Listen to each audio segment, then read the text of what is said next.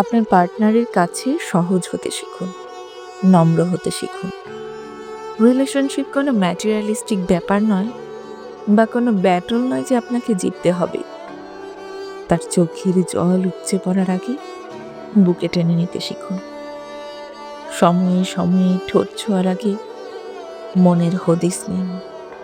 চিৎকার করলে মাথা নোয়ান পরক্ষণে। তার ভালোটুকু যেভাবে সেলিব্রেট করছেন, খারাপটুকুও অ্যাকসেপ্ট করুন, শুধরে দিন। সবার সামনে এক্সপোজ না করে সামনে রাখুন। মানুষ তখনই কাউকে ভালোবাসতে পারে যখন যখন সামনের মানুষটাতেই সে তার কমফোর্ট জোন খুঁজে পায়। তার হাতের আঙুল স্পর্শ করার বাহানা, পদ্ম পাতার মতো ছলছলে চোখ, মেঘ দেখলে মন খারাপ, রাত বিরেতের অশান্ত ভাব। আপনার সাথে কথা বলার সময় তার ছোট্ট বিড়াল ছানার মতো শ্রীমান গলার স্বর। এসব কিছু আগলে রাখুন যত্ন করে।